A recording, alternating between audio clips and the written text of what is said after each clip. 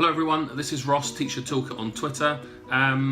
These are my 10 tips for blogging teachers. Now you can find the full blog on my website, but if you just want a quick kind of tutorial, the first 10 tips, here's number one. Success doesn't happen instantly. I started blogging about 15 years ago, blogging about traveling and things like that, but essentially in terms of teaching, 2007 I started, and if you dig out my old website through my blog, you can see some horrific content and images, and over time as the platforms have got more sophisticated, so has the content and the appearance and the popularity.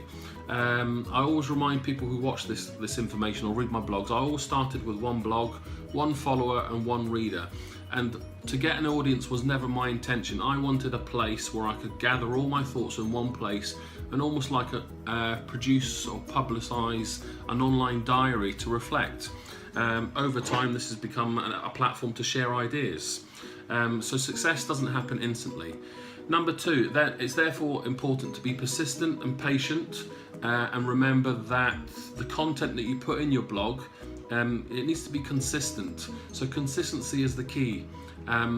I blog about teaching and school leadership. I wouldn't want to suddenly blog about how to cut the grass, even though I might find an analogy that might link to something to do with teaching. I wouldn't want to start talking about something else. That would put readers off and stop people coming to read the blog.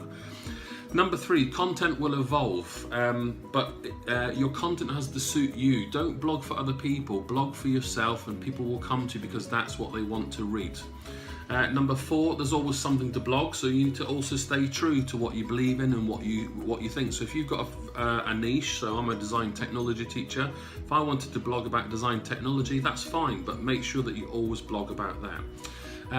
Number five, tip number five, there's more than just needed to blog. So what I mean, I'm trying to put this in an eloquent sentence, there is more to a successful blog than just writing.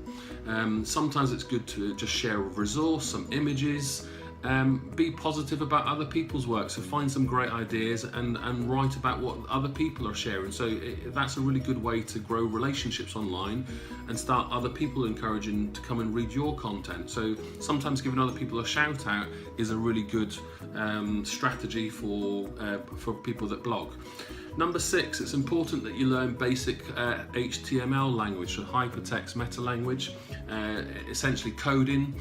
If you want to learn how to hyperlink or to have pop-out windows or automated content, over time I've taught myself so many things that I never thought would be possible 7 or 8 years ago, and it can make things become very clever on your website. So as you develop, you might want to get to a place where I am, where you have a self-hosted website, and you can start to have all sorts of fancy and clever widgets behind the scenes in your website that allow you to do all sorts of nice clever things on the screen, such as a pop-up or a subscriber box, or as people read and it says click here, it has a pop-out, and then it allows people to share things very quickly, and it's quite a clever little mechanism.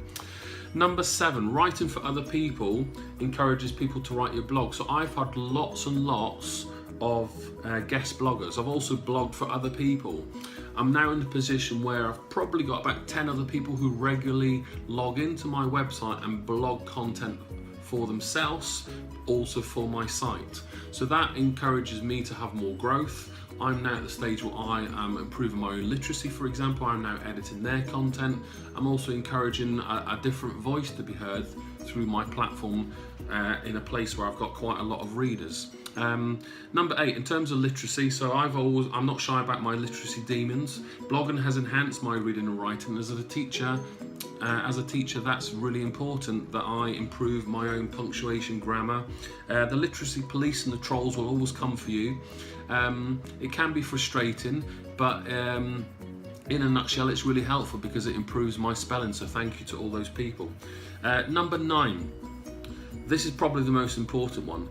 Your colleagues will read your blog. Don't think that you're just sitting in your room or your office, late at night or wherever it might be, and no one's going to read your blog.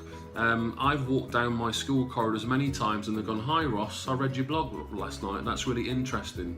And it's always made me kind of stop and think, over time I've got used to it now, but at the very beginning I thought it was very strange. So it always brings it back to me that I'm not either ranting or sharing ideas, whatever it might be, on my own.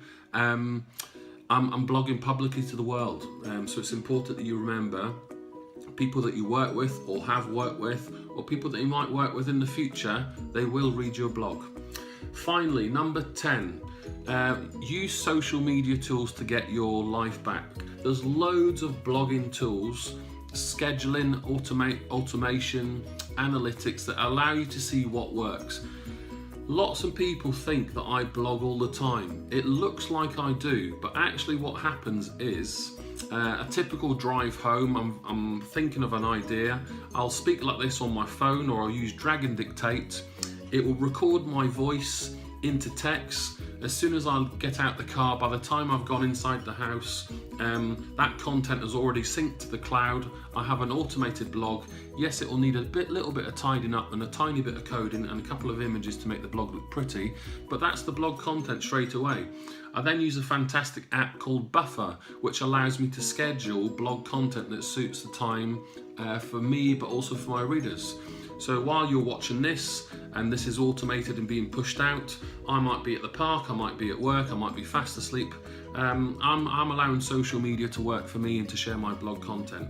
So those are my 10 top tips for blogging teachers. If you type that into my website, you'll find the full details with loads of examples and some images to help you along the way. And as ever, start with one blog, one reader, blog for yourself. That would be my top tip, and take it from there. So thanks for tuning in.